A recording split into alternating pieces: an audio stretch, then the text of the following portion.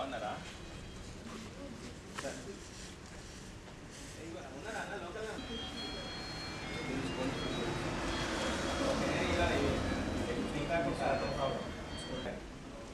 Right right ఇది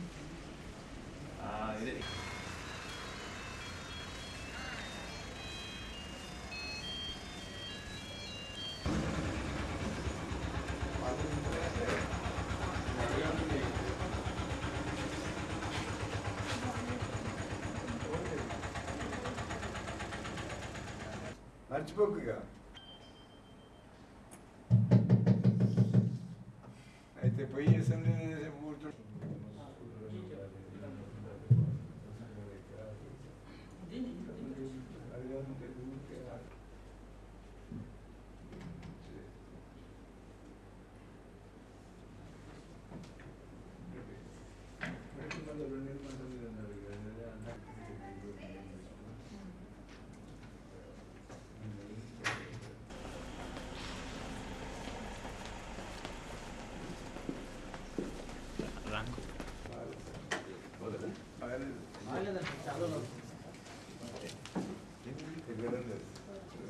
సొల్లుతుంది తునిపడడం అంటే కదా 2 సార్లు పడ్డా. ఏజ్ ఎంత?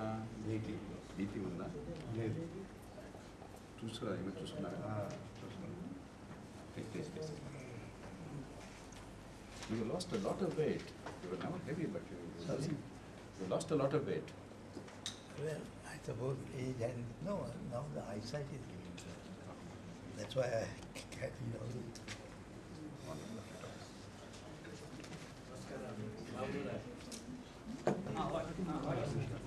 లేచినప్పుడు పక్కకి వెళ్ళడానికి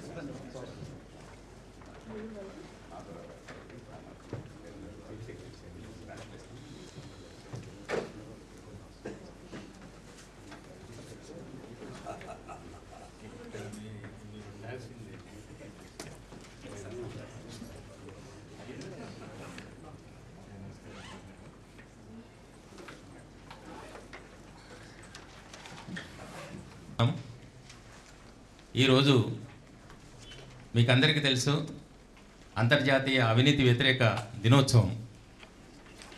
అవినీతి అన్నది సంతోషకరమైన విషయం కాకున్నా ఈ దినోత్సవాన్ని మనం భవిష్యత్ తరాల కోసం జరుపుకుంటున్నాం. ఎందుకంటే భవిష్యత్తు ఈ అవినీతి కోరల్లో చిక్కుకొని బలి కాకూడదని ఈరోజు ఈ సమావేశానికి గురువృద్ధులు శ్రీ చెన్నమనేని రాజేశ్వరరావు గారు వచ్చారు. స్వరాజ్యం కోసం కృషి చేసి సురాజ్యం కోసం కూడా ఈ వయసులో ఇక్కడికి వచ్చినందుకు వారందరికీ కూడా మా యువకుల పక్షాన లోక్సత్తా ఉద్యమ పక్షాన హృదయపూర్వక స్వాగతం సుస్వాగతం. వేదిక పైన ఎందరో నిష్ణాతులు ఉన్నారు, న్యాయ కోవిదులు ఉన్నారు, పరిపాలనా దక్షులు ఉన్నారు. ఈ సమావేశానికి విచ్చేసిన వారిలో కూడా సమాజ సేవకు అంకితమైన త్యాగధనులు ఉన్నారు. వారందరికీ కూడా హృదయపూర్వక స్వాగతం సుస్వాగతం. ఈ చర్చా వేదికని నిర్వహించాల్సిందిగా లోక్సత్తా వ్యవస్థాపకులు మా మార్గదర్శులు మీకు అందరికీ తెలుసు. మొదట యునైటెడ్ నేషన్స్ తీర్మానం చేసిన మరు సంవత్సరమే ఈ సిటిజన్ చార్టర్స్ కావాలి అని ఆంధ్రప్రదేశ్లో కాకుండా దేశవ్యాప్తంగా కూడా ఒక చర్చను తీసుకొచ్చిన మహానుభావులు డాక్టర్ జయప్రకాష్ నారాయణ గారిని ఈ చర్చా కార్యక్రమం నిర్వహించాల్సిందిగా హృదయపూర్వకంగా ఆహ్వానిస్తున్నాను. స్వాగతం. ఈవేళ వర్కింగ్ డే అయినా కూడా మామూలుగా ఇలాంటివి సాటర్డే సండే పెట్టుకుంటుంటాము, శనివారం ఆదివారం. కానీ ఇవాళ వర్కింగ్ డే అయినా కూడా డిసెంబర్ 9 కాబట్టి వాళ్ళు పెట్టుకోవాల్సి వచ్చింది. ముందుగా సమయానికి అసౌకర్యంగా మన్నించి వస్తుందని కోరుతున్నాను. ఎందుకంటే ఐక్యరాజ్య సమితి అవినీతి వ్యతిరేక దినోత్సవంగా దీన్ని పాటించాలని పిలుపునిచ్చిన తర్వాత ప్రతి సంవత్సరం ఏదో కార్యక్రమాన్ని దీని కోసం చేపట్టడం తర్వాత అయిపోయింది. అయితే ఈ సంవత్సరం కేవలం ఆనవాయితీగా కాకుండా ఒక నిర్దిష్టమైనటువంటి ఒక సంస్థాగత ఏర్పాట్ల కోసం శ్రీకారం చుట్టాలనే ఉద్దేశంతో ఈ పౌర హక్కుల చట్టం లేకపోతే హక్కుగా ప్రజలకి సేవలు అందేటువంటి ఏర్పాటు దాని గురించి ఒక చర్చా కార్యక్రమం, ఈ బిల్లుని దానికి తుదిరూపం అవ్వటం, తదుపరి కార్యక్రమం నిర్ధారణ చేసుకోవటం, దానికోసం చర్చ నిర్వహించాలని చెప్పి సంకల్పించడం జరిగింది. లోక్సత్తోద్యమం తొలగించి వాదిస్తున్నది ఏమిటంటే మనందరం ప్రత్యేకంగా దుర్మార్గులం కాదు ఈ దేశంలో. ఈ దేశంలో రాజకీయాల్లో ఉన్నవాళ్ళు కావచ్చు, అధికార యంత్రాంగం కావచ్చు, ప్రజలు కావచ్చు, మనమంతా దుర్మార్గులం, మనందరికీ కూడా మౌలికంగా విలువలు లేవు, మనం చెడ్డవాళ్ళం అనుకుంటే దేశంలో సమస్యల పరిష్కారం కావు. సరైన పద్ధతులను ఏర్పాటు చేసినట్టయితే అవి చట్టాలు కావచ్చు, పద్ధతులు కావచ్చు, సాంప్రదాయాలు కావచ్చు, చాలా మేరకు అవినీతిని అధికార దుర్వినియోగాన్ని అరికట్టవచ్చని చెప్పి పూర్తిగా నమ్మి దానికోసం ఇన్నేళ్ళుగా పోరాటం చేస్తున్నాం. దానికి అనుగుణంగానే దేశంలో ఏ ఉద్యమం సాధించడానికి ఫలితాలను లోక్సత్తా ఉద్యమం సాధించింది. చాలామందికి ఈ విషయం తెలియకపోవచ్చు, ఎందుకంటే ఆర్భాటాలు ప్రచారము తప్ప ఫలితాలను చూడనటువంటి సమాజంగా తయారైపోయినాం. ఈవేళ దేశంలో ఓటర్ల జాబితా ప్రక్షాళన చాలా మేరకు జరిగింది అంటే దాదాపు 18 ఏళ్ల పాటు లోక్సత్తా ఉద్యమం చేసిన కృషి ఉంది దాని వెనక నిరంతరం. అలాగే పెట్రోల్ బంకుల్లో ఈవేళ ఈ తూనికల్లో మోసం చాలా మేరకు తగ్గింది అంటే 1998లో అక్టోబర్ 2వ తేదీన లోక్సత్తా ఉద్యమం ప్రారంభించినటువంటి ఆ కార్యక్రమమే ఈ దేశంలో మార్పుకు నాంది పలికింది. ఒక్క తెలుగునాటే రోజుకి దాదాపుగా 2 కోట్ల రూపాయలు దీనివల్ల ఈ పెట్రోల్ ఉత్పత్తుల్లో వినియోగదారులకు ఆదా అవుతున్నది. రోజుకు 2 కోట్ల రూపాయలు ఆదా అవుతున్నది గత 15 ఏళ్లుగా దాదాపు. అలాగే నేర చరిత్రల్ని వాళ్ళ వివరాలు బయటపెట్టే చట్టం రావడం కోసం 1999లో లోక్సత్తా ఇక్కడ ఈ రాష్ట్రంలో, ఆనాటి తెలుగు రాష్ట్రంలో ఆ వివరాలు బయటపెట్టి ఏర్పాటు చేస్తే ఎన్నికల నిఘా ఉద్యమంలో భాగంగా ఆ తర్వాత సుప్రీంకోర్టు దాకా వెళ్ళి దేశవ్యాప్తంగా ఉద్యమాన్ని చేపట్టి రాజకీయ పార్టీలు కాదంటున్నా కూడా చట్టాన్ని తీసుకురావడం జరిగింది. దానికి లోక్సత్తా నాయకత్వం వహించింది. అలాగే 2003లో మన తెహల్కా కుంభకోణం తర్వాత దాన్ని ఆసరాగా తీసుకుని పార్టీలందరి మధ్య ఏకాభిప్రాయాన్ని సాధించి కేవలం లోక్సత్తా చేసిన ప్రతిపాదన, చేసిన పోరాటం వల్లనే ఎన్నికల నిధుల చట్టం 2003లో వచ్చింది. ఒక ప్రామాణికమైన చట్టం వచ్చింది. కనీసం పారదర్శకంగా పార్టీలు వ్యవహరించడానికి సిద్ధపడేట్టయితే దానికి ఒక ఇన్సెంటివ్ స్ట్రక్చర్, నిజాయితీగా నిధులు సేకరించే ఏర్పాటు ఆ చట్టం ద్వారా జరిగింది. 91వ రాజ్యాంగ సవరణ అంటే పార్టీ ఫిరాయింపు నిషేధం కానీ, మంత్రివర్గ సభ్యుల సంఖ్యను కుదించడం కానీ అది లోక్సత్తా చేసిన పోరాటం వల్ల 2003లో వచ్చింది. స్థానిక న్యాయాలయాల చట్టం సామాన్యులకి న్యాయం సులభంగా అందడం కోసం ఇలాంటి వేదికలే మన రాష్ట్రంలో నిర్వహించి ఇక్కడ ఉన్న పెద్దలు చాలామంది దానిలో పాల్గొన్నారు. ఆ చట్టాన్ని తయారు చేసి జాతీయ స్థాయిలో దానికోసం తీవ్ర కృషి చేయడం వల్ల 2009లో ఎట్టకేలకు స్థానిక న్యాయాలయాల చట్టం వచ్చింది. కానీ ఇంకా అమలు కావడం లేదు. అంటే ఈ దేశంలో ఓ చట్టానికి ప్రజలకు వచ్చే ఫలితానికి మధ్య కూడా బోల్డంత అగాధం ఉంటుంది. ఆ చట్టంలో విధిగా ఈ స్థానిక న్యాయాలయ ఏర్పాటు కావాలి అన్నా కూడా ఇక్కడ ఇప్పటికి కేవలం 172 న్యాయాలయాలు మాత్రం దేశంలో ఏర్పడినాయి. ఇంకెంతో జరగాలి మన 2 రాష్ట్రాలతో సహా. అలాగే 97వ రాజ్యాంగ సవరణ చాలామందికి తెలియంది. ఈ సహకార సంఘాల స్వయం ప్రతిపత్తి కోసం 1995లో మన రాష్ట్రంలోనే ఒక చట్టం వచ్చింది, మ్యాక్స్ చట్టం. దాని ప్రాతిపదికన చాలా రాష్ట్రాలు దాన్ని అనుకరించినాయి. ఇలా కాకుండా అసలు రాజ్యాంగ సవరణ కావాలని ప్రతిపాదించి ప్రభుత్వ ప్రమేయం లేకుండా సహకార సంఘాల నిర్వహణలో 97వ రాజ్యాంగ సవరణని ఆర్టికల్ 19 సవరణతో సహా, అంటే ప్రాథమిక హక్కుల సవరణతో సహా రాజ్యాంగబద్ధంగా ఈ సహకార సంఘాలని స్వయం ప్రతిపత్తి అనుకునే అధికారాన్ని, హక్కుని రాజ్యాంగబద్ధంగా ప్రాథమిక హక్కుల్లో కల్పిస్తూ ఆ సవరణ వచ్చింది. నేను వ్యక్తిగతంగా చాలా గర్వించే సవరణలు అదొకటి. దాని ప్రభావం ఇప్పటికీ చాలా అర్థం కాకపోవచ్చు, కానీ దీర్ఘకాలంలో దాని ప్రభావం ఈ దేశం మీద చాలా విశేషంగా ఉంటుంది. అలాగే 2G స్పెక్ట్రమ్ గురించి జైళ్ళల్లో పెట్టాలి వగైరా చాలా చర్చలు జరిగినాయి, కోర్టులకు వెళ్ళారు. కానీ అసలు ఈ స్పెక్ట్రమ్ లైసెన్స్లు రద్దు చేయాలని చెప్పని లోక్సత్తా అందరినీ కలిపి సుప్రీంకోర్టుకి వెళ్ళి విజయాన్ని సాధించింది. 122 లైసెన్సులు క్యాన్సిల్ అయినాయి. ఇప్పుడు కూడా గమనిస్తున్నారు మీరు, ఆ 2G కానీ 3G కానీ ఆ స్పెక్ట్రమ్ వేలం జరుగుతున్నది, కొన్ని జరిగినాయి. తర్వాత ఈ బొగ్గు కూడా ఆ కేసులో ఇచ్చిన తీర్పు ప్రకారమే ఆనాడు మేము కోరింది ఏమిటంటే అన్ని సహజ వనరుల పంపకాల్లో కూడా ప్రామాణికమైన పద్ధతులు, వేలంపాట, బహిరంగ వేలం, పారదర్శక పద్ధతులు, పోటీ ఉండాలి. ప్రభుత్వం ఎవరికి ఇష్టం వచ్చినట్టు ఇవ్వడానికి వీల్లేదని చెప్పని ఆనాడు కోరాం. బొగ్గు మీద వెంటనే దాని ప్రభావం పడింది. ఇప్పుడు కూడా ఈ గత 3 నెలల కూడా మీరు చూశారు, బొగ్గు లైసెన్సులు రద్దు కావటం, మళ్ళీ వాటి మీద ఆక్షన్లు పెట్టే ఏర్పాటు జరగడం అని. అట్లాగే ఇతర గనుల విషయంలో ఇంకా జరగాలి. ఇనప ఖనిజం కానీ ఇతర ఖనిజాలు కానీ మన రాష్ట్రంలోనే బోల్డంత చర్చ జరిగింది దాని గురించి 2 రాష్ట్రాల్లో కూడా. అలాగే భూములకు వచ్చి ప్రభుత్వ భూములు ఇవ్వడం చాలా విలువైన భూములు కాబట్టి దాని మీద కూడా ఇంకా జరగాలి. క్రమక్రమంగా విస్తరిస్తుంది. 121వ రాజ్యాంగ సవరణ ఇటీవలనే పార్లమెంట్ ఆమోదించింది. ఉన్నత న్యాయమూర్తుల నియామకం కోసం మౌలికమైన మార్పులు తెచ్చేటువంటిది. జాతీయ జ్యుడిషియల్ నియామకాల కమిషన్ ఏర్పాటు పూర్తిగా లోక్సత్తా చేసిన పోరాటం కృషి వల్ల వచ్చింది. సరే, పాలనా సమాచార హక్కు చట్టం సోదరి అరుణారాయ్ ఎంకేఎస్ఎస్ ఉద్యమంతో కలిసి లోక్సత్తా ఉద్యమం చేసిన పోరాటం వల్ల, కృషి వల్ల సాధ్యమైంది. అంటే పద్ధతి ప్రకారం చేస్తే అవినీతిని మనం అడ్డుకట్ట వేయొచ్చని పూర్తిగా నమ్ముతున్నాం. కొంతమంది అనొచ్చు, అలా సాధ్యం కాదండి, ఈ దేశంలో జీన్స్ అని అవినీతితో నిండిపోయినని చెప్పి అనొచ్చు. అది నేను అంగీకరించను. టెలిఫోన్లు గొప్ప ఉదాహరణ. ఒకప్పుడు లంచం లేకుండా మనందరికీ అనుభవం అన్నది. టెలిఫోన్లు వచ్చేవి కాదు, టెలిఫోన్లు ఇంటికి మార్చేవాళ్ళు కాదు, టెలిఫోన్ రిపేర్ చేసేవాళ్ళు కాదు. ఇవాళ ఏ లంచం లేకుండా మనందరి పిల్లలకి, సామాన్యుల పిల్లలకు కూడా ఇవాళ టెలిఫోన్లు అందినాయి. దానిలో పెద్ద గొప్ప పనులను జరగల, మౌలికమైన పద్ధతులు మార్చారంతే. అలాగే రైల్వే రిజర్వేషన్లు కావచ్చు, అలాగే 2G స్పెక్ట్రం గురించి ఇటీవల జరిగినటువంటి ఏర్పాట్లు కావచ్చు. ఇక ముందు ఆ అవినీతి సాధ్యం కాదు 2G స్పెక్ట్రంలో కానీ, కోల్ మైన్స్లో కానీ, మరో దానిలో కానీ. అంచేత కేవలం ఉన్నత స్థాయిలో అవినీతిని గురించి మాత్రమే కాకుండా దానికి రాజకీయంగా సంస్కరణలు కావాలని మనందరికీ తెలుసు. ఉన్నత స్థాయిలోనే కాకుండా సామాన్య ప్రజలకు రోజువారీగా అవినీతి అనేది బాగా బాధిస్తున్నది ఎక్కడ అంటే గవర్నమెంట్ ఆఫీసులో. మనం నిజాయితీగా మాట్లాడుకోవాలి. మనలో చాలామంది ప్రభుత్వాల్లో పనిచేసాం. ఇవాళ ఏ పౌరుడైనా గవర్నమెంట్ ఆఫీస్కి వెళ్ళి చిన్న పని చేయించుకోవాలంటే దుంప తెగిపోతున్నది. ఎందుకు వెళ్ళినవరా అని చెప్పిన అవమానం, లంచము, పైరవి, సిఫారసు అంతా గందరగోళంగా ఉంది ప్రతి చిన్న పనికి కూడా. ఇటీవల కాలంలో కొన్ని మంచి మార్పులు వస్తున్నాయి. కంప్యూటరైజేషన్లో కొంత మార్పు వస్తుంది, ఎలక్ట్రానిక్ డెలివరీ కొంత ఇంప్రూవ్ అవుతున్నది పూర్వంతో పోలిస్తే. కానీ ప్రపంచంలో ఇతర దేశాలతో పోల్చిన, ఉండవలసిన పరిస్థితితో పోల్చిన ఇప్పటికి కూడా పరిస్థితి చాలా దారుణంగా ఉంది. మనలో ఏ ఒక్కళ్ళకి పట్టదారు పాస్ పుస్తకం లంచం లేకుండా అందిన వాళ్ళు దాదాపు లేరు. తెలుగునాట నేను ఖచ్చితంగా చెప్పగలను అన్నమాట. ఆ చట్టం వచ్చి 35 ఏళ్ల క్రితం మాధవరావు గారు సెక్రటరీగా ఉండగా వచ్చింది. జనార్దన్ రెడ్డి గారు రెవెన్యూ మంత్రిగా ఉండగా నాకు ట్రైనింగ్లో వచ్చినప్పుడు నాకు బాగా గుర్తు, ఆయన వచ్చి ఉపన్యాసం ఇవ్వటం, ఈ పట్టదారు పాస్ పుస్తకాలు చట్టం తెచ్చామని. 34 ఏళ్ళు అయింది. తెలుగునాట ఒక్కళ్ళకు కూడా పట్టదారు పాస్ పుస్తకం లంచం లేకుండా అందిన దాఖలు ఉండవు.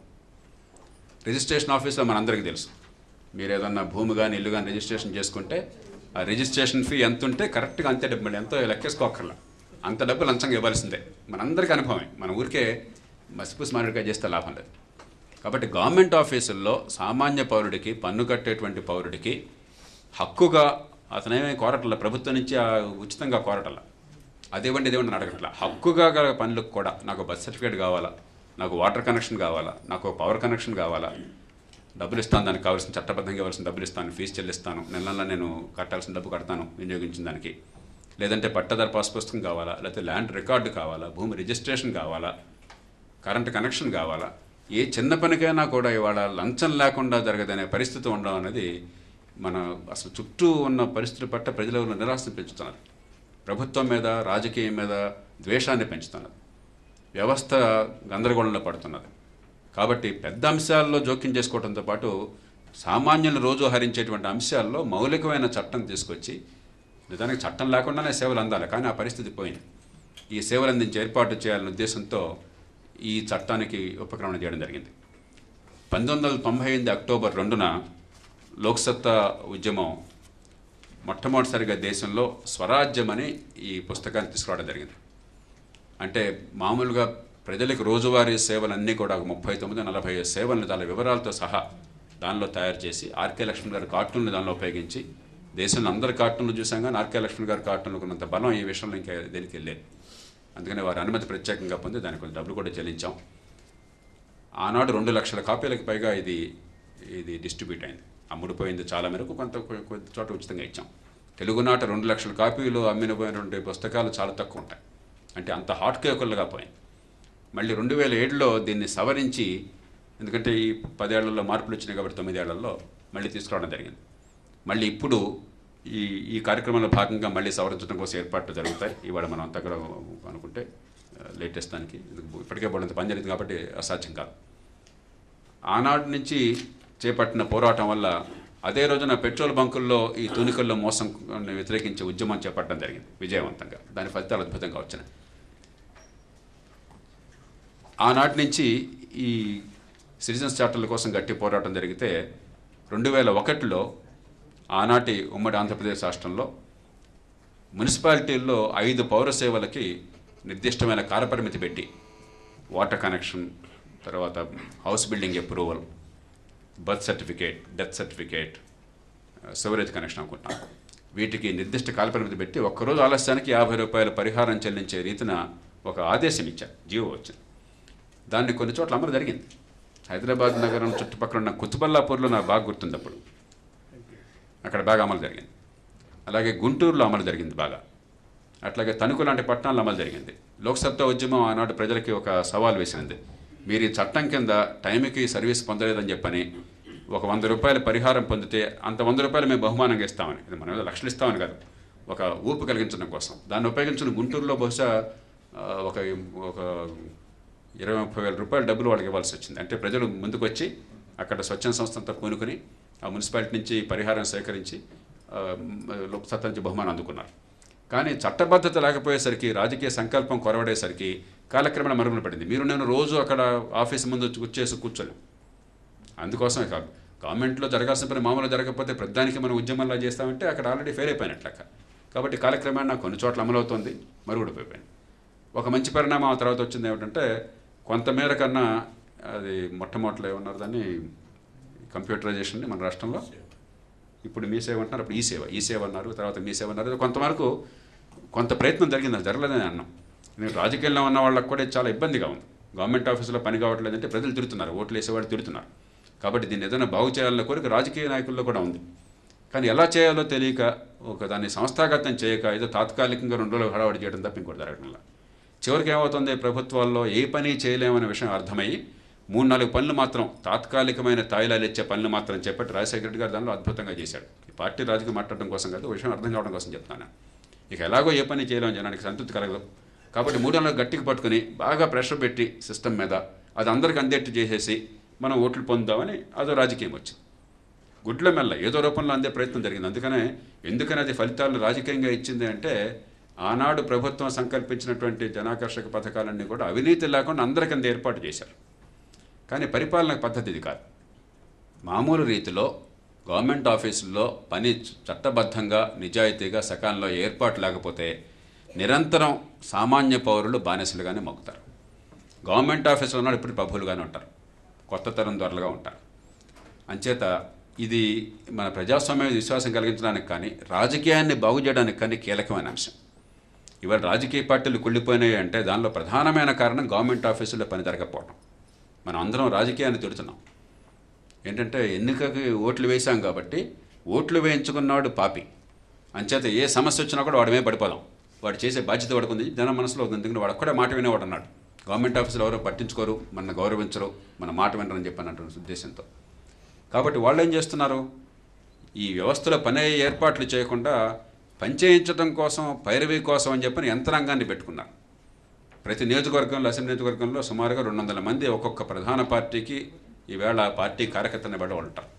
వాళ్ళ పని పొద్దున్న సాయంత్రం దాకా ఈ పబ్లిక్ గ్రీవాన్సెస్, నీకు సమస్య ఏంటో చెప్పు, నేను కాగితం రాసిస్తాను, లేకపోతే అక్కడ ఎంఆర్ఓకో లేకపోతే మున్సిపల్ కమిషనర్కో తీసుకెళ్తాను, ఫోన్ చేస్తాను, పైరవీ చేస్తాను, వీలుంటే ఎమ్మెల్యే గారి దగ్గర తీసుకుపోతాను, కార్పొరేటర్ దగ్గర తీసుకుపోతాను.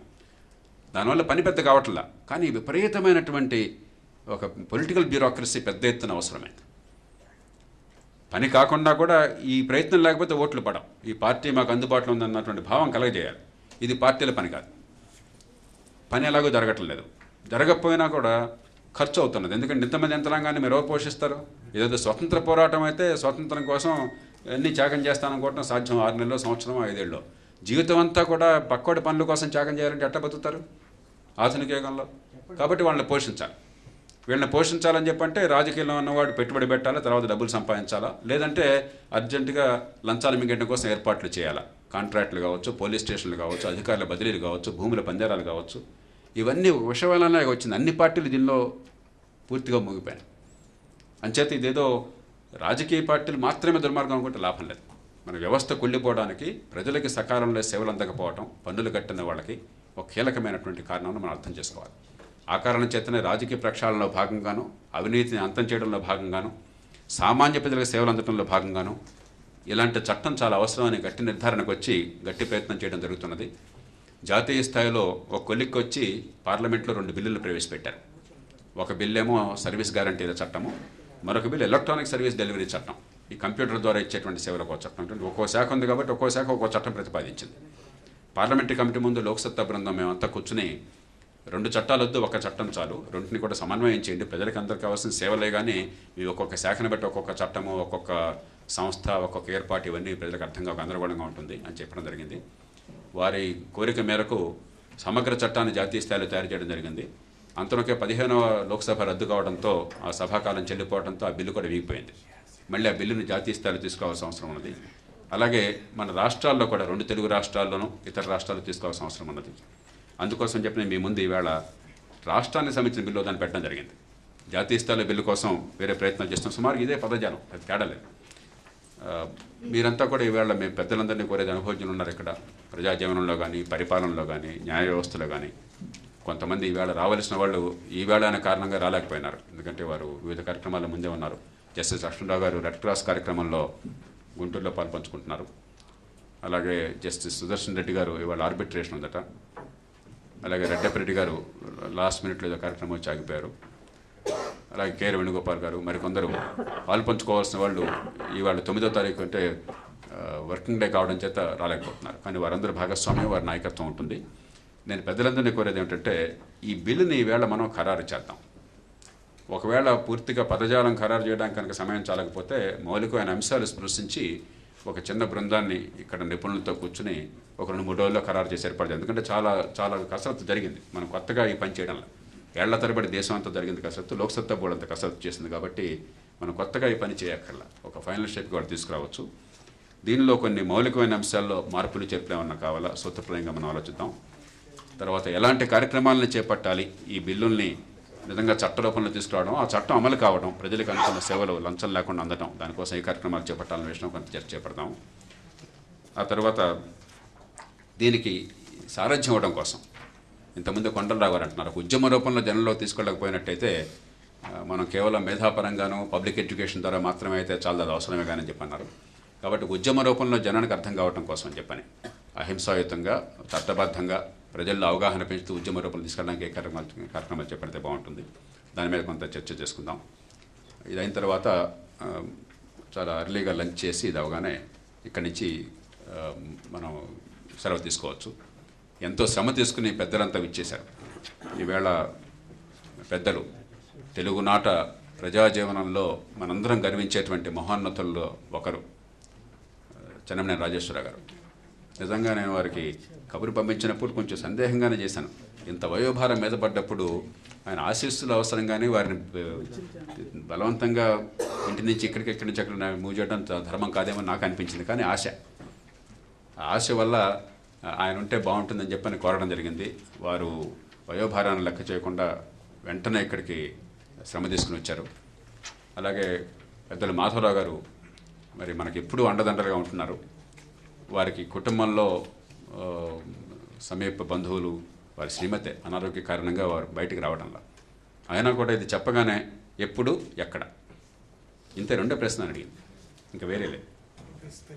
అంటే ఎన్ని ఇబ్బందులు ఉన్నా కూడా సమాజం కోసం మనం చేద్దాం అన్నటువంటి ఆ తపన, నిర్మాణాత్మక కార్యక్రమాల్లో పాల్పంచుకుందాం అన్నటువంటి కోరిక, 10 మందితో కలిసి ఒంటెద్ది పోరాటం కాకుండా 10 మందితో కలిసి పనిచేసేటువంటి ఆ క్రియాశీలకమైనటువంటి ఆలోచన ఉన్న పెద్దలు మన సమాజంలో ఎంతమంది ఉంటే మన అదృష్టం.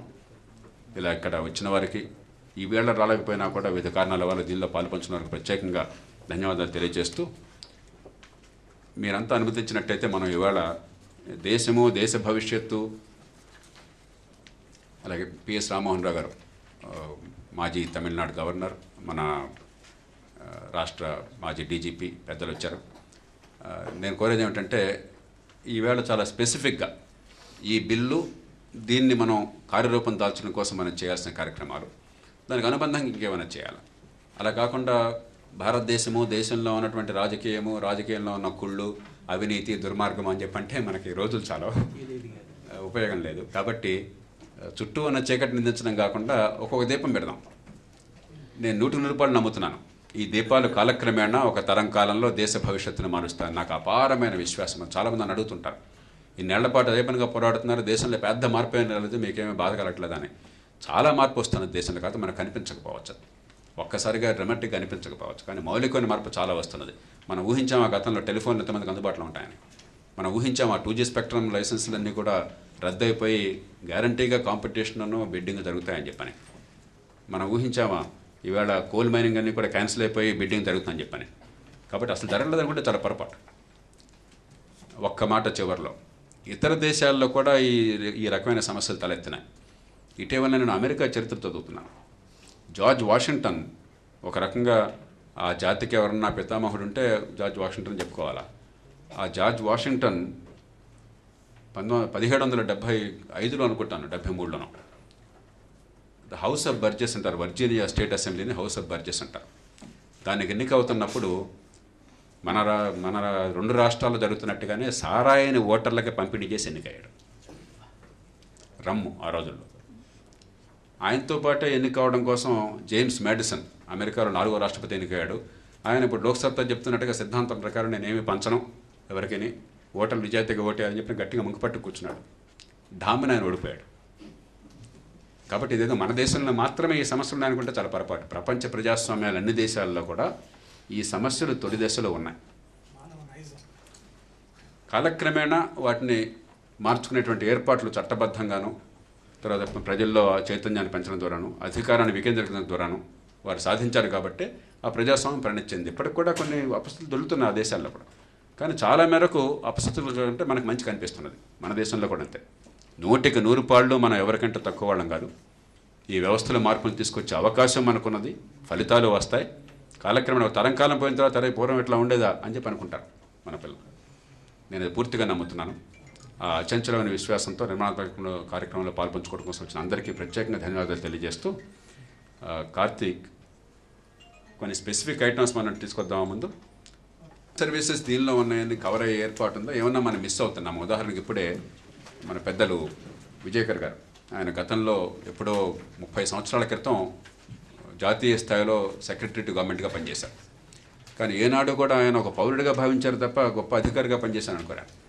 ఆయన పాపం కంటి చూపు ఇబ్బంది ఉన్నా కూడా వయోభారాన్ని కూడా ఇబ్బంది లెక్క చేయకుండా ఇక్కడికి వచ్చి కూర్చున్నారు. వారు చెప్తున్నారు ఇప్పుడు మరి కంటోన్మెంట్ బోర్డులు దీనిలో ఉంటాయా లేదా, కొంచెం కన్ఫ్యూషన్ ఉందని చెప్పాను. ఇలాంటివి మనకు కొంచెం ఏమన్నా డెఫినేషన్లో ఏమైనా మార్పులు చేర్పులు కావాలా, జాతీయ స్థాయిలో సాధ్యమా, రాష్ట్రంలో చట్టంలో సరిపోతుందా, మనం ఒకసారి ఆలోచించాలి. మూడవది, అసలు కేంద్ర చట్టము రాష్ట్ర చట్టం 2 వేరే అవసరమా, ఒక చట్టం సరిపోతుందా? ఒక చట్టం సరిపోయేట్టయితే జాతీయ స్థాయిలో పనిచేస్తే ఓకే, ఒకటి జరగకపోయినా ఎందుకైనా మంచిది రాష్ట్ర చట్టం కూడా కావాలని ప్రతిపాదిస్తున్నాం. కానీ కొంచెం సందిగ్ధత ఉన్నది ఈ విషయంలో. నాలుగవది, అప్పిలేట్ అథారిటీగా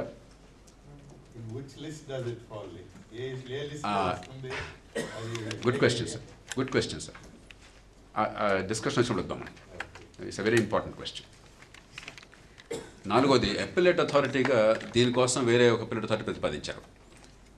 నేను జాతీయ స్థాయిలో ఏం ప్రతిపాదన చేశానంటే పార్లమెంటరీ కమిటీకి అసలు ఇన్ని కమిటీలు ఇన్ని కమిషన్లు అంత మంచిది కాదు, మరి ఇన్ని బాడీలు ఉంటే ప్రజలకు గందరగోళం అవుతుంది, ఉన్నంతవరకు కన్వర్జెన్స్ ఉంటే బాగుంటుందని చెప్పి అనిపించింది.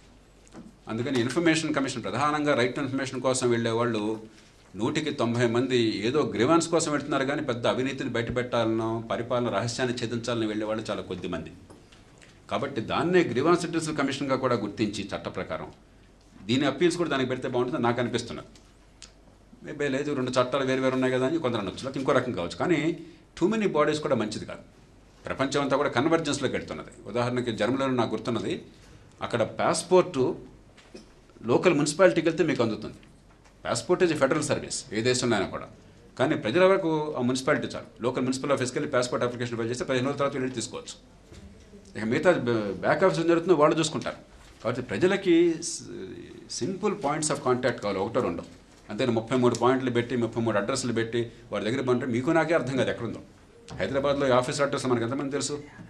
కాబట్టి సామాన్య ప్రజలు హింసించడం ధర్మం కాదు. కాబట్టి అలాగా ఇంటిగ్రేషన్ ఏమైనా సాధ్యమవుతుందా? తర్వాత ఈ చట్టం 6 నెలల తర్వాత అమల్లోకి వస్తుందని పెట్టారు, మరి కొంత వేగనం చేయొచ్చా?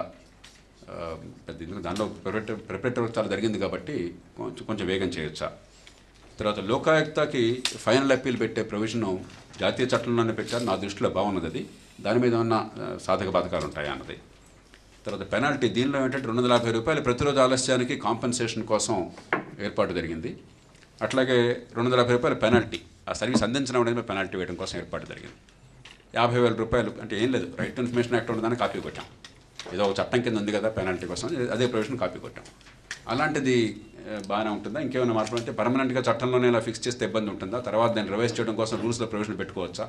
250 rupees and subsequently as notified by the government అంటే బాగుంటుందా? ప్రతిసారి చట్టం మార్చడం కదా, 10 ఏళ్ళు పోయిన తర్వాత 250 రూపాయలు అంటే 25 రూపాయలు కావచ్చు అంచేత మనం దానికి అదొకటి ఆలోచించాలి. తర్వాత అప్పీల్స్కి డిస్పోజ్ అవుట్ చేయడానికి టైం ఫ్రేమ్స్ పెట్టారు. 3 రోజులు అన్నారు ఎలక్ట్రానిక్ డెలివరీ సర్వీసెస్కి, 15 రోజులు అన్నారు ఫిజికల్ వర్క్స్ ఏమన్నా ఉంటే, ఒక డస్ట్బిన్ మరొకటో లేకపోతే లైట్ మార్చడం ఇలాంటివైనట్టయితే. 60 రోజులు అన్నారు ఏమన్నా రూల్స్ ఇప్పుడు అసైన్మెంట్ అది అన్యాయంగా తీసేశారనో లేకపోతే భూమిని మంజూరు చేయలేదు అలాంటి కొంచెం చట్టాలు వగేరా ఉన్నాయి కాబట్టి హడావుడి కాదు సాధ్యం కాదు కాబట్టి దానికి 60 రోజులు అన్నారు. అట్లాగే సెకండ్ అప్పీల్ కూడా కొన్ని డేట్స్ టైం ఫ్రేమ్స్ పెట్టారు. ఇవేమన్నా మార్చాల్సిన అవసరం ఉందా మన అనుభవాన్ని బట్టి? అప్పీల్స్కి సెకండ్ అప్పీల్ 30 రోజులు ఉందండి పబ్లిక్ వర్క్స్. తర్వాత మంచి ప్రవర్తనకి అంటే అధికారులు ఉద్యోగులు బాగా పనిచేసినప్పుడు సర్వీసెస్ క్వాలిటీ బాగున్నప్పుడు వాళ్ళకి రివార్డు ఇవ్వాలని సంక్రమించారు. ఇంతకంటే ఎక్కువ రివార్డులు ఏమైనా ప్రతిపాదించవచ్చు. ఊరికే తిట్టడం కొట్టడమే కాకుండా పెనాల్టీస్ వేయడం కాకుండా బాగా పనిచేసిన వాళ్ళని మెచ్చుకునే రీతిలో వాళ్ళకి ప్రమోషన్లు ఏమన్నా దీనిలో ద్వారా పర్సిస్టెంట్గా పెర్ఫార్మెన్స్ బాగుంటే ప్రమోషన్లకి అవుట్ టర్న్ రావడానికి అవకాశం కల్పించాలని పెట్టొచ్చా, ఇంకేమైనా ఆలోచనలు పెట్టొచ్చా? పూర్వకాలం ఉండేది బ్రిటిష్ కాలంలో అధికారులు ఉద్యోగులు బాగా పనిచేస్తే చాలా యాక్సిలరేటెడ్ ప్రమోషన్స్ ఉండేవి. డిప్యూటీ తహసీల్దార్లు కలెక్టర్లుగా అయిన సంగతి మనకు తెలుసు. మాధవరావు గారు గుర్తుంటుంది, మునిరత్నం గారు డిప్యూటీ తహసీల్దార్గా వచ్చాడు. ఆయన కలెక్టర్ అయ్యాడు. మేము సర్వీస్లో చేరినాక ఆయన కలెక్టర్గా పనిచేశాడు. ఈవేళ అసలు మనకు భారతదేశంలో ఒక అత్యంత సమర్థులైన ఉద్యోగి కింది స్థాయిలో చేరితే ఒక కలెక్టర్గా రిటైర్ అవ్వడం అసాధ్యం, ప్రాణం పోయిన అసాధ్యం. ఇది బహుశా మూర్ఖత్వం. అది కేవలం పాయింట్ ఆఫ్ ఎంట్రీ భవిష్యత్తుని శాసించడం అన్నది, ఎంత ప్రతిభ ఉన్నా ఎంత సామర్థ్యం ఉన్నా కూడా ఎదిగే అవకాశం లేకపోవడం అన్నది అది ఉద్యోగులకి మంచిది కాదు. కాబట్టి దానికి ఇది ఒక క్వాంటిటేటివ్గా మెజర్ చేయొచ్చు. కాబట్టి ఇది ఏమైనా మంచి అవకాశంగా తీసుకోవచ్చు. సర్వీస్ డెలివరీ బాగుంటే వాడికి యాక్సిలరేట్ ప్రమోషన్ ఇవ్వడానికి అవకాశం ఉంటుందా? ఇది చాలా కీలకమైన అంశం. దాని గురించి పెద్దలంతా ఆలోచిస్తే బాగుంటుంది. తర్వాత గతంలో రైట్ టు ఇన్ఫర్మేషన్ యాక్ట్లో ఒక తప్పిదం చేశాం. నేను ఐ మస్ట్ కన్ఫెస్, ఆ చట్ట నిర్మాణంలో కీలక పాత్ర వహించినా కూడా ఏదో కొన్ని పొరపాట్లు దొరుకుతాయి ఆలోచించకుండా. అసలు రైట్ టు ఇన్ఫర్మేషన్ యాక్ట్ని అమలు చేయడం కోసం ఎవరికి బాధ్యత పెట్టాల. చట్టం పెట్టేసాం, యూ షల్ డూ ఇట్ అన్నాం, కానీ ఇన్ఫర్మేషన్ కమిషన్ పెట్టాం, కానీ కమిషన్కి అప్పీల్స్కి మాత్రం ఇచ్చాం తప్ప ఈ ప్రతి శాఖలో రైట్ టు ఇన్ఫర్మేషన్ యాక్ట్ అమలుకి బాధ్యతని ఇన్ఫర్మేషన్ కమిషన్కి ఇవ్వాలి. తర్వాత నేను వెంటనే ప్రతిపాదించాను ఆ 2 సంవత్సరాల లోపలనే రిమూవల్ ఆఫ్ డిఫికల్టీస్ అనే ప్రొవిజన్ ఉంది కాబట్టి. కానీ యాజ్ యూజువల్ కేంద్ర ప్రభుత్వం కళ్ళు మూసి కూర్చుంది, పనిచేయలేదు. ఆ తర్వాత పరిపాలనా సంస్థాన సంఘంలో కూడా నేను రిమోదుకుల మాట ప్రస్తావించాను. కాబట్టి ఇప్పుడు చట్టంలోనే ఆ ఇబ్బంది లేకుండా ఈ కమిషన్కే, ఏ కమిషన్ నిర్ధారిస్తే ఆ కమిషన్కే ఈ చట్ట అమలు మీద పూర్తిగా పర్యవేక్షణ అధికారాలను మంజూరు చేస్తూ చట్టంలో ప్రస్తావన వచ్చింది. దానిలో ఏమన్నా ఇంకా ఇంప్రూవ్మెంట్స్ కావాలో దయచేసి ఆలోచించండి. ఇందాక నేను చెప్పినట్టుగా లోకాయుక్తకి అప్పీల్ కోసం అని చెప్పని ఫైనల్ అప్పీల్ కోసం ప్రొవిజన్ పెట్టాం. అది పార్లమెంటరీ చట్టంలోనే ఆ బిల్లులోనే పెట్టారు. నా దృష్టిలో కన్వర్జెన్స్లో భాగమే కాబట్టి లోకాయుక్త కూడా పబ్లిక్ గ్రీవెన్సెస్ జస్టిస్ కోసం కాబట్టి ఇవి కొన్ని నాకు స్ఫురిస్తున్నాయి. ఇవి కానీ ఇంకా ఇతరమైనవి కానీ అంశాలు అన్నట్టయితే ఇందాక పెద్దలు పిఎస్ రామారావు గారు కీలకమైన అంశం తీసుకొచ్చారు, రాజ్యాంగపరమైన అంశం. ఇది ఏ లిస్టు కింద ఉందని చెప్పన్నది, అది కూడా మనం చర్చిద్దాం. వీటి మీద మీ నిర్దిష్టమైన అభిప్రాయాలు ఉన్నట్టయితే అంత రికార్డు చేసుకుంటారు. మనం కార్తీక్ ఉన్నారు, ఇక్కడ ఇతరులు ఉన్నారు, రికార్డు చేసుకుంటారు. మినిట్స్ అన్ని రికార్డు చేయటము, తర్వాత అవసరమైతే ఒక చిన్న బృందంతో 2-3 గంటలు కూర్చుని వచ్చే 2-3 రోజుల్లో దీన్ని ఖరారు చేయడం కూడా ఏర్పాటు జరుగుతుంది. ఇవాళ ఎక్కడ కూర్చొని ఒకసారి ఖరారు చేయడం సాధ్యం కాకపోవచ్చు. యాక్చువల్గా వర్డింగ్ అది బిల్ ఏమన్నా చేంజెస్ కావాలంటే అవి చేసేసి దాన్ని ప్రింట్ చేసేద్దాం. తెలుగులో కూడా ట్రాన్స్లేట్ చేసి రాష్ట్ర వ్యాప్తంగా బాగా 2 రాష్ట్రాలు కూడా ప్రచారం చేద్దాం, బాగా ప్రజల్లోకి తీసుకెళ్ళి ఏర్పాటు చేద్దాం. దీనికి పూనుకోవాల్సిందిగా పెద్దలను నేను కోరుతున్నాను. ఇప్పుడు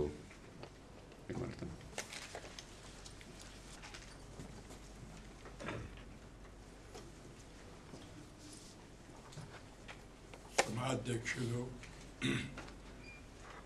కన్వీనర్ గారు, లోక్సత్తా కన్వీనర్ గారు,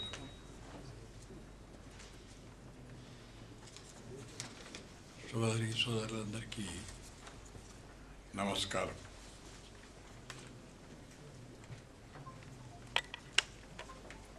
చాలా చాలా సంతోషకరమైన సమయం. తెలంగాణ స్టేటు ఏర్పడిన తర్వాత బహుశా భవిష్యత్తు తెలంగాణ గురించి, అలాగే భవిష్యత్ భారతదేశం గురించి ఆలోచిస్తున్నారు అక్కడి వారు అక్కడ. కానీ భవిష్యత్తు తెలంగాణ గురించి ఆలోచించవలసిన వాళ్ళు, ఆలోచిస్తున్న వాళ్ళు అందరూ కూడా హర్షామోదాలు తెలియజేయవలసినటువంటి తొలి ప్రయత్నం లోక్సత్తా ప్రారంభించడం నాకు చాలా ఆనందంగా ఉంది. ఈ నిర్వాహకులందరినీ కూడా అభినందిస్తూ శుభాకాంక్షలు కూడా తెలియజేస్తున్నాను. కొద్దిగా ఇంట్రొడక్షన్గా చెప్పాలంటే దాదాపు 70 సంవత్సరాల క్రియాశీల రాజకీయాల్లో ఉన్న నాలాంటి వాడికి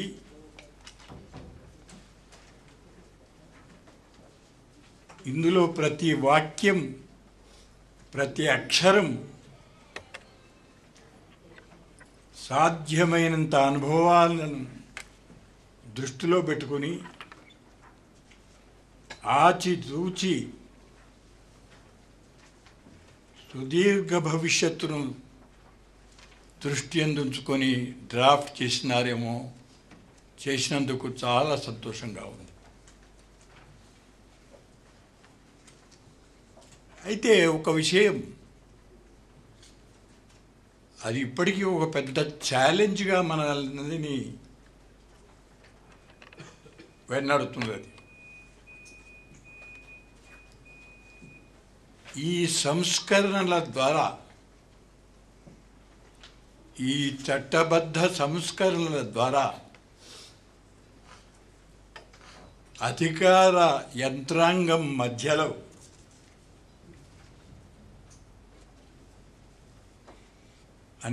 అనేక మంది అనేక లక్ష్యాలతో ఆలోచించుకుంటూ తమ తమ ప్రయోజనాలను సాధించుకుందామనేటువంటి ఈ కాలంలో, లేక మరో భాషలో చెప్పాలంటే కలియుగ కాలంలో ఇది సాధ్యపడుతుందా? చాలా కఠినమైన ఆచరణాత్మక చర్యలతో తప్ప ఈ సంస్కరణల వల్ల స్వరాజ్యాన్ని స్థాపించడం సాధ్యపడదు అనేటువంటి సిద్ధాంతాన్ని ఎదిరించి పోరాడి అలసిపోయి ఓడిపోయి మళ్ళీ గెలిచి ఇప్పటి వరకు ప్రాణంతో ఆత్మవిశ్వాసంతో జయప్రకాష్ నారాయణ గారి లాంటిలో ఈ భవిష్యత్తు తప్పనిసరిగా విజయవంతమవుతుందనేటువంటి విశ్వాసంతో బ్రతికి ఉన్న 92 సంవత్సరాల యువకుడిని నేను. కాబట్టి నా లక్ష్యం మీకు అర్థమై ఉంటుంది. ఇందులో ప్రతి అక్షరం, ప్రతి వాక్యం, ప్రతి చాప్టరు, దాని వెనుక ఉన్నటువంటి ఆలోచన చాలా చాలా సందర్భోచితమైంది. మరింత వేడిగా, వాడిగా, త్వరగా అడుగులు వేయవలసినటువంటి భూమిక తయారై కూర్చుంది. జయప్రకాష్ గారు చెప్పిన తర్వాత నేను మళ్ళీ చెప్పనక్కర్లేదు. అనేక అసంభవాల మధ్యన అనేక సంభవాలు సాధ్యపడతాయి, సాధించగలుగుతాం, శాంతియుతంగా సాధించగలుగుతాం. చాలా కఠినమైన ప్రశ్నలు ఎదుర్కొన్నప్పటికీ విజయవంతంగా దాటి ముందుకు పోగలుగుతాం అనేటువంటి పరిస్థితి మన ముందు ఉంది. అందుకొరకే అది సాధ్యం, సుసాధ్యం. నా అనుభవంలో చెప్తున్నాను, వారు చెప్పిన కొన్ని ఘటనలే కాదు, ప్రజల చైతన్యంలో చాలా పెద్ద మార్పులు వస్తున్నాయి.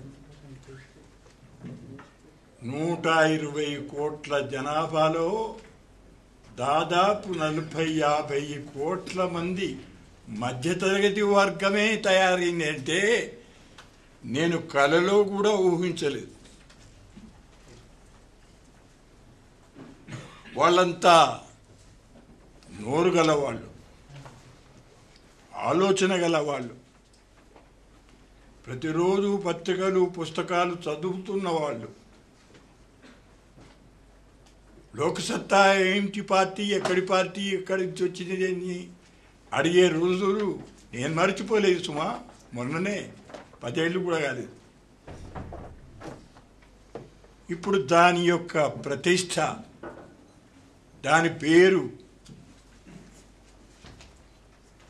దాని లక్ష్యాలు కూడా చెప్తున్నారు, సామాన్యులే చెప్తున్నారు. అందుకొరకు ఏమాత్రం నిరాశ నిస్పృహలకు గురి కాకుండా ఈ చట్టాన్ని నేను సామాన్యంగా నాకు 30 సంవత్సరాల లెజిస్లేటర్ లైఫ్లో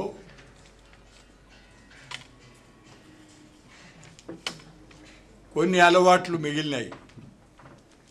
మొదలు aims and objects of the చట్టం.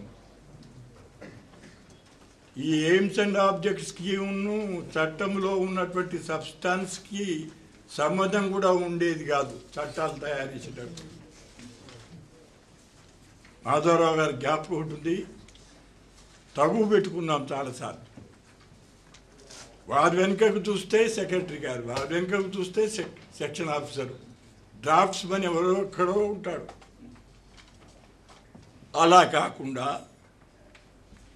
లక్ష్య శుద్ధిని దృష్టిలో పెట్టుకోగలిగే వాళ్ళు మరీ మరీ పరిశీలించి చట్టాన్ని రూపొందించడం అనేది చాలా అవసరం. ఈ చట్టంలో ఉన్న లొసుగులే కదా ఈనాడు సుప్రీంకోర్టులో కానీ హైకోర్టులో కానీ అనేక విమర్శలకు కారణభూతమవుతున్నాయి. అందుకొరకు అవసరమవుతుందే తప్పకుండా అవసరం సృష్టించుకోవాలి, కల్పించుకోవాలి.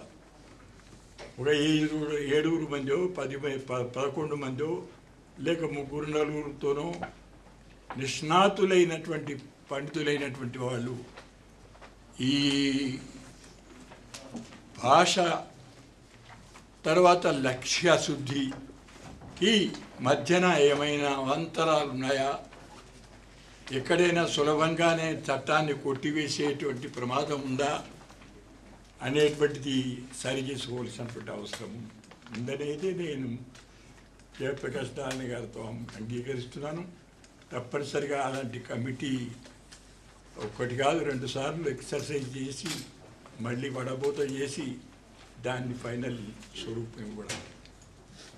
అంతర్జాతీయంగా ఈనాడు అవినీతి వ్యతిరేకంగా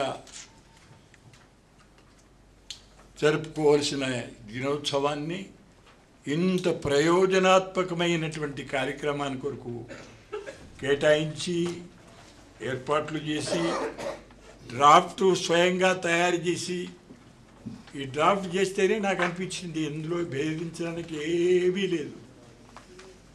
aims and objects of the bill అనే దానికి మొదటి నుంచి చూస్తే చివరి వరకు కొన్ని చోట్ల కొద్దిగా కొన్ని మార్పులు అవసరం కావచ్చు. కాబట్టి చట్టాన్ని అమలు జరిపించడానికి, ఆచరణయోగ్యం చేయడానికి తద్విరుద్ధమైన చర్యలు జరిగితే దానికి సంబంధించిన ఫలితాలు కూడా అనుభవించేటువంటి లక్షణాలు కూడా ఇందులో ప్రయత్నం చేయడం జరిగింది. ఎట్టి పరిస్థితుల్లో కూడా ఛేదవ్యం కాని నేరాలు క్షమించడానికి వీలు లేదు. ఈ దేశం, ఈ తెలంగాణ రాష్ట్రం అనండి, ఆంధ్రప్రదేశ్ అనండి, భారతదేశం అనండి, ఒక 60 సంవత్సరాల మనం ఎక్కడున్నామో అర్థం చేసుకోవడానికి బహుశా 150 సంవత్సరాలు 200 సంవత్సరాలు పోరాడితే స్వతంత్రం కొరకు, వాడు స్వతంత్రాన్ని మన దేశాన్ని బానిస చేయడానికి 100 సంవత్సరాలు పోరాడితే 3-4 సంవత్సరాలు వెనుకబడిపోతే మన చరిత్ర, మన సంస్కృతి, మన సాంప్రదాయాల్ని మనమే మర్చిపోయి మన బిడ్డలకి ఏమీ చెప్పలేని దుస్థితిలో నోరు తెరిచి కూర్చుంటే ఇవాళ మనం ఇప్పుడు ప్రారంభోత్సవం చేస్తామా? చరిత్ర క్షమించదు. మనకు చాలా పెద్ద గ్యాప్ వచ్చింది. అనేక మంది అయితే మనకి సంస్కృతే లేదు, నాగరికతే లేదు అనేంతటి దిగజారుడు పద్ధతిలోకి తయారయ్యారు. అందుకొరకు నేను ఎక్కువ సమయాన్ని తీసుకోకుండా చాలా చక్కని చట్ట ప్రయత్నం చేశారు. నేను ఒకసారి కాదు 2 సార్లు చదివాను, రాత్రి మళ్ళీ చదివాను. తప్పనిసరిగా ఇందులో ఉన్నటువంటి స్థూలమైన అంశాలన్నీ కూడా యథాతథంగా ఆమోదించదగినవే. నా అనుభవంతో చెప్తున్నాను. ఇంకా పండితులు చర్చించేవాళ్ళు కొన్ని లీగల్ భాషలు ఎట్లా ఉంటాయంటే ఆ మోటు పదాన్ని ఉపయోగించకూడదేమో, కానీ లా ఇస్ అన్ యాస్. ఎక్కడి దాకా పోతున్నదంటే ఎటువంటి అటు లాగవచ్చు. అసలు దానిలో వెనుక ఆ డ్రాఫ్ట్స్ మెన్ కానీ ఆ పార్టీకి సంబంధించిన నాయకమన్యుడు కానీ లక్షించిన స్పిరిట్ ఏమిటి, ఆ స్పిరిట్ క్యారీ అవుతుందా లేదా అని సుప్రీంకోర్టు ఎన్నిసార్లు చెప్పినప్పటికీ టెక్నికల్ కారణాల వల్ల మంచి చట్టాలను కూడా కొట్టేసినటువంటి ఘటనలు ఉన్నాయి. కాబట్టి మనం చాలా శ్రద్ధగా మళ్ళీ పరిశీలించాల్సిందే. కొన్ని టెక్నికల్గా కారణాల వల్ల కొట్టి పడకుండా దీనిలో ఉన్నటువంటి మంచి లక్ష్యాన్ని, సురాజ్యాన్ని, ఆ సురాజ్యానికి సేవలు అందించడం తప్ప ఇంకేమన్నా ఉందా అని ప్రజలు ప్రజాస్వామ్యంలో పరిపాలనను ఎన్నుకుంటే వారు తమ సిబ్బందిని నియామకం చేస్తే వివిధ స్థాయిలలో వాళ్ళందరికీ ట్రైనింగ్లు ఇచ్చి అనేక ప్రమోషన్లు ఇచ్చి అనేక విధాల సహకరించి చేసినప్పటికీ దేశం ఈ పరిస్థితిలోకి పడిపోయిందంటే సిగ్గుతో తల వంచుకోవలసిన పరిస్థితిలో ఉన్నాం. కాబట్టి ఆ దృక్పథముతో మళ్ళీ అవసరమైతే 2-3 సార్లు దీన్ని పాలిష్ చేసి ఈ చట్టాన్ని, భవిష్యత్తు గురించి చెప్పలేదు నాకు మా జయప్రకాష్ గారు, ఇది పార్లమెంటులో ఆమోదించే చట్టమేనా లేక ఇక్కడ ఇతర రాష్ట్రంలో అక్కడ చట్టాలు ఆమోదించుకోవచ్చునా, లేకపోతే రెండింటిలో కూడా కొన్ని ఆమోదించే యోగ్యమై ఉంటాయి. ఆ భవిష్యత్తులో జరగబోయేటువంటి మనం ఊహించగలిగినటువంటి మేరకైనా ఊహించి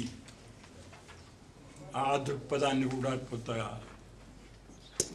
అందరికీ అర్థమయ్యే విధంగా స్పష్టం చేయడం చాలా అవసరం అనుకుంటున్నాను. ఏది ఏమైనా చాలా మంచి రోజు, స్వరాజ్య స్థాపన కొరకు మంచి ప్రయత్నం, అందులో లోక్సత్తా లాంటి వారి పార్టీ చొరవ తీసుకోవడం చాలా ముదావహం. ఇటువంటి కార్యక్రమాన్ని ఎన్ని విధాల శేష జీవితంలో అనేక కార్యక్రమాలలో వారు పిలిచినప్పటికీ పిలవనప్పటికీ పిలిచి అనేక చోట్ల అనేక కొత్త మంది కూడా ఉత్సాహాన్ని పొందినటువంటి చోట్లకు కూడా పిలిస్తే పోయి మాట్లాడే అవకాశం దొరికింది. కాబట్టి నా జీవిత లక్ష్యమే ఇది. పోరాటం ఎప్పుడో నిజాం వ్యతిరేక పోరాడాము, గెలిచాము, అయిపోయింది. కానీ ఆ తర్వాత మరి ప్రతిరోజు ప్రతి రామమంత్రమే, అసెంబ్లీకి వెళ్ళినా అంతే, బయటకు వచ్చినా అంతే, ఇంట్లో కూర్చున్నా అంతే, ఎక్కడికి వెళ్ళినా ఇదే చర్చ. లంచాలు, స్వార్థాలు పెరిగిపోతున్నాయి. వాటిపైన పెద్ద దాడి చేసేటువంటి ప్రయత్నం ఇది చాలా చక్కగా ఉంది. అందుకొరకు దీన్ని నేను వెల్కమ్ చేసుకుంటూ, దీనిపైన ఇంకా అవసరమైన పాలిష్ చేసి దీన్ని ఎక్కువ ప్రచారంలోకి తేవాలని, భవిష్యత్తులో దీన్ని అమలు పరిచేటువంటి పార్లమెంటు కానీ అసెంబ్లీలో కానీ మనం చేయవలసిన చర్యలు ఏమిటో వాటి గురించి కూడా కొంత వెలుతురు సాధించాలని కోరుకుంటూ సెలవు తీసుకుంటున్నాను. Thank you. PS Rammohan Rao గారు వారు ప్రస్తావించే ముందు ఇందాక మీరు ఒక క్వశ్చన్ రేస్ చేశారు, ద లెజిస్లేటివ్ జ్యూరిస్డిక్షన్. కళానిధి గారు మిగతా వారు ఉన్నారు. ఒకటి, ఇది ఫండమెంటల్ రైట్గా భావించవచ్చు. Right to good governance is the fundamental. Supreme court ఎన్నోసార్లు ప్రస్తావించింది. రైట్ టు ఇన్ఫర్మేషన్ యాక్ట్ కూడా ఆ రకంగానే పార్లమెంటు స్టేట్స్ కూడా ఎనాక్ట్ చేసింది. కేవలం కేంద్ర ప్రభుత్వం ఆధీనంలో ఉన్న శాఖలకు మాత్రం పరిమితం చేయాలి. ఇదే ప్రాతిపదికన, because it's a fundamental right అని చెప్పని. రెండవది, United nations convention against corruption India is a signatory. ఒక అంతర్జాతీయ ఒప్పందం ఉన్నట్టయితే ఆ ఒప్పందం ఉన్నటువంటి అంశాల మీద పార్లమెంటుకి ఆటోమేటిక్ అధికారం వచ్చేస్తుంది. గతంలో కొన్ని చట్టాలు చేశారు. ఉదాహరణకి benami properties prohibition of transfer act ఆ రకంగా వచ్చింది, పార్లమెంట్ చేసింది. నిజానికి ప్రాపర్టీ ట్రాన్స్ఫర్ స్టేట్స్కి అధికారం ఉండదు. అట్లానే లోక్పాల్ బిల్లు కూడా అలాగే చేయమని చెప్పిన గట్టిగా కోరితే 253 అధికరణ కింద వస్తుందన్నమాట అంతర్జాతీయ ఒప్పందం ఉన్నప్పుడు. అప్పుడు కేవలం రాజకీయ కారణాల వల్ల ఆ లోకాయుక్త అధికరణాన్ని తీసేశారు. మొదట్లో దాన్ని ప్రభుత్వం బిల్లో చొప్పించడం జరిగింది, పార్లమెంట్లో పెట్టినప్పుడు. దాన్ని చివరిలో తప్పనిసరి తీసేశారు. మళ్ళీ ఈ బిల్లుని ప్రభుత్వం కేంద్రం రాష్ట్రాలకి రెండుకి స్థానిక ప్రభుత్వాలకు మూర్తిగా వర్తిస్తూ పార్లమెంట్లో ప్రవేశపెట్టింది 15వ లోక్సభలో. కాబట్టి ఆ రకంగా చట్టబద్ధంగా రాజ్యాంగబద్ధంగా చూస్తే parliamentary enactment is adequate for all the country at all 3 levels. కానీ గవర్నమెంట్ ఏమైనా పొలిటికల్ కారణాలుగా అది కేంద్రానికి మాత్రం చేస్తాం, రాష్ట్రాలు మీరు చేసుకోండి అన్నట్టయితే we may still require state legislation. ఎందుకన్నా మంచి చెప్పి 2 రకాల ప్రయత్నాలు చేస్తున్నాం. ఒక national legislation applicable to states, పార్లమెంట్లో దానికి ఏమైనా ఇబ్బందులు అయితే రాష్ట్రాలకు సంబంధించిన వరకు రాష్ట్రాలు కూడా చేసేద్దామని చెప్పి రాష్ట్రాలు కూడా బిల్ తయారు చేశాము. This is the broad constitutional and legal position as I understand. పెద్దల రామ్మోహన్ రావు, we'll make a strong case. Make the provisions with all your vast experience. I've just started reading it. But I have a broad observation to make. జనరల్గా మన చట్టాలన్నీ కూడా చాలా డీటెయిల్గా చట్టాలు చేస్తున్నారు. అవి అలా డీటెయిల్గా చట్టాలు చేస్తే దానికి పర్యవసానం ఏమవుతుందంటే ఎక్కువ లిటిగేషన్ ఏర్పడుతుంది. బికాజ్ అందులో ఇంత డీటెయిల్గా చేసి మీరు అది మెన్షన్ చేయలేదు కాబట్టి అది లేదంటారు. ఇప్పుడు మీరు పూర్వం చట్టాలు చూడండి, అంతా ఇప్పుడు పూర్వం చాలా for example Indian police act చూడండి. ఇండియన్ పోలీస్ యాక్ట్ 31 సెక్షన్లే ఉన్నాయి, 3 పేజీలే ఉంది, అది 3-4 పేజీలు. ఇప్పుడు ఇది ఏమవుతుందంటే మనం డీటెయిల్ చట్టం చేసేటప్పటికి రూల్స్ రెగ్యులేషన్స్ కూడా చట్టంలోకి వచ్చేస్తున్నాయి. బ్రాడ్ అబ్జర్వేషన్ ఇది. ఒకవేళ దీన్ని ఇదే డ్రాఫ్ట్ని యాక్ట్ కింద, మెయిన్ యాక్ట్ కింద, రెగ్యులేషన్స్ కింద మనం స్ప్లిట్ చేయొచ్చో లేదో మీరు కొంచెం ఎగ్జామిన్ చేయాలి. This my first impression on reading that. ఈ మధ్య if you remember they brought a draft police act, Soli Sorabjee committee. ఆ పోలీస్ యాక్ట్ చూస్తే it look like the AP police manual. అది కొంచెం ఆలోచించండి. కళానిధి గారు, ఇండియన్ కాన్స్టిట్యూషన్ చూడండి. అమెరికన్ కాన్స్టిట్యూషన్ మీద లిటిగేషన్ చాలా తక్కువ. ఇండియన్ కాన్స్టిట్యూషన్ మీద every year there is so much of litigation. Forgive me, I cannot speak in Telugu, although I have been a Telugu. But I left India for about 50 years, so I will speak in English. I support your argument. The longer a piece of legislation, the cumbersome it becomes. Look at the American Constitution. The entire American Constitution has only 4,400 words. Just 4,400 words. but it's the most enduring democratic constitution in the world that I know of. The Supreme Court, of course, goes back interpreting and interpreting. So, brevity. And I believe, JP, you were mentioning that the title is too long. I think the shorter the better, shorter, sweeter. The moment we write too long, naturally you get bound up with it, so there will be so many more problems that occur, which is the basic problem with the Indian Constitution. How many times have we amended the Indian Constitution so far? It is a lot of detail. Most of it belongs in the public policy making process rather than Constitution. How many times we have amended it? I lost count. American Constitution has been amended only 27. I'm sorry? Yeah, American Constitution was amended only for 27 times. First 10 amendments go in the part of the Constitution. After that, there are 2 amendments which cancel out each other. One says, thou shalt drink, other says, thou shalt not drink. There are hardly 5 substantive constitutional amendments in American Constitution. So, my plea is to be brief. That's all I'm saying. And let me make can I take a few more minutes, JP? I want to make a few generic comments. I'm not going to be particularly bound here. I'm a comparativist. There's a misconceived notion that India invented corruption. India did not invent corruption, except we excel in it. Every country that I know of, the least corrupt countries, Denmark, New Zealand, Hong Kong, Singapore, every country has its own corrupt officials. The only thing is, in our country, the common person is taken as a hostage everywhere. In other countries, the common person has his own or her own way of going about it. The state does not interfere with them. So the point I'm making is that there is no country where there is no corruption. It is ubiquitous. It's a matter of scale, it's a matter of frequency, it's a matter of how much the extent of corruption is. One more point and I will stop here. A law, I belong to Woodrow Wilson's school. Woodrow Wilson at one time said, constitutions do not operate by themselves. It's easy to write. It's not easy to implement, which goes with any law. I believe a gentleman there made a comment, law is an ass. Charles Dickens used that expression. Law does not function on its own. It has to be made to work. How do you make it work?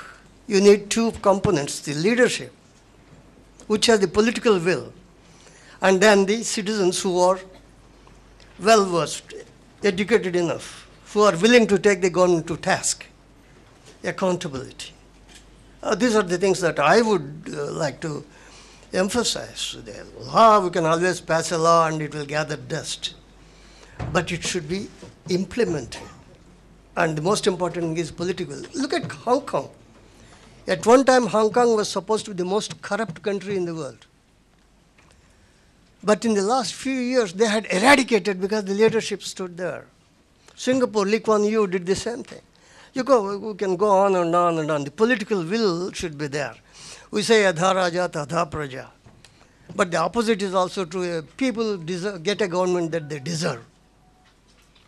So it should come from both ends. Why should I think we in India are very, very tolerant. And I'm not trying to preach you a revolution here, but why should we be so tolerant? If there's a scoundrel there, call him a scoundrel or her a scoundrel and point out the finger. But we somehow take it very easily. We can make a little of noise and go home and forget about it. But I believe that is where organizations like SOTA, Lok Satta come into the picture. Well, these are the few comments I want to make, but I can butt in as things might progress. Specifically about the Constitution, about the law, I believe you would like to use sex-neutral language. There is always he. There are she's sitting here. And I am on their side. My name is Krishna, so I will be on their side. So sex-neutral language is very, very important. We insist on that on the American side, and most every country does that. So maybe you would like to have a good look at it, make it sex-neutral somehow. Well, it is a little cumbersome, but I think we should get used to it. I will stop here. Thank you. పార్లమెంట్లో చట్టం చేసినప్పుడు ఒక bill తయారు చేసినప్పుడు మేము అనుకున్నామంటే to make it acceptable, make as few deviations as possible from the bill already drafted, because they already have a buy-in politically and bureaucratically. But bring about the improvements, don't compromise on the improvements required, but otherwise make it essentially their bill. ఎందుకంటే ఇప్పుడు అల్టిమేట్గా దేశంలో పనులు చేయించాలి కదా మనం వెళ్తాం. అందుకని కొంత కన్ఫ్యూజన్ ఉన్నది. We'll try and see how best we can simplify and gender neutrality we'll try and see how to incorporate. PS Ramarao implement చేయలేదు. ఫర్ ఏ కమిషన్ వేసినా అది 4 ఏళ్ళు 5 ఏళ్ళు తీసుకుంటుంది. 5 ఏళ్ళు తీసుకునేటట్టు ప్రభుత్వం మారుతుంది. ప్రభుత్వం మారినప్పుడు కొత్త ప్రభుత్వం పాత ప్రభుత్వం వేసిన వాటిని స్వీకరించదు. ఇప్పుడు మై బ్రాడ్ ఇంప్రెషన్, నా ఎక్స్పీరియన్స్లో అసలు అడ్మినిస్ట్రేటివ్ రిఫార్మ్స్ రాకపోతే మనకి, పర్టికులర్లీ ప్రొసీజరల్ రిఫార్మ్స్ రాకపోతే ఇవన్నీ they amount to putting the cart before the horse. For I think you also have to link this with implementation of the Administrative Reforms Commission report. Because మీకు procedures మారకపోతే వాడు ఇస్తాడు, మీకు 1 సంవత్సరం పడుతుంది అంటాడు time. But we don't want matter to take 1 year to be processed. We want it to be processed within 15 days or a month. ఆ మాదిరి అటువంటప్పుడు అది కూడా చాలా important. To services for which there are no supply constraints. ఉదాహరణకి 60 లీటర్ల నీళ్లు ప్రతి మనిషికి ఇవ్వాలి అని మనం రాస్తే ఉపయోగం లేదు charter, because India does not have the capability. 24-hour power మీకు వోల్టేజ్ ఫ్లక్చుయేషన్ లేకుండా ఇవ్వాలి. యూకేలో ఆ చార్టర్లో పెట్టారు, వోల్టేజ్ ఫ్లక్చుయేషన్ ఉన్నా లేకపోతే ఫ్యూజ్ కాల్ ఉన్నా కూడా they have to pay penalty. మన దేశంలో అది పెట్టడం meaningless, because you simply have supply constraints. But power connection కావాలనే దానికి there is no supply constraint. Everybody is sharing scarcity. If my house is legitimately built, if it's a lawful construction, I'm entitled to get the basic services, water, power, sewerage. Akkada there is no problem. అట్లాగే street lighting ఉన్నప్పుడు street lighting మార్చాలని చెప్పిన దాని no problem. అందుకని we are being very modest. అంతేగాని భారతదేశంలో అన్నీ కూడా ఒక చట్టం ద్వారా మారిపోతే బేదర్ కొంత చట్టం ద్వారా పోతుంది. Only the services which are feasible, for which they are no supply constraints. Birth certificate కావాలి, records must be they, record ఉంటేనే ఇస్తాడు, లేకపోతే రికార్డ్ లేదని చెప్తాడు. దానికి మళ్ళీ వేరే తతంగం ఉంది. Recording birth which is not recorded లేదు, దానికి ఏదో చట్టం పద్ధతి ఉన్నాయి. అంచేత మనం ప్రాగ్మాటిక్గానే పోతున్నాం. It's not something beyond the capability. And certainly back office reengineering కావాలి, ప్రాసెస్ రీఇంజనీరింగ్ కావాలి. You're absolutely right. చక్రపాణి గారు.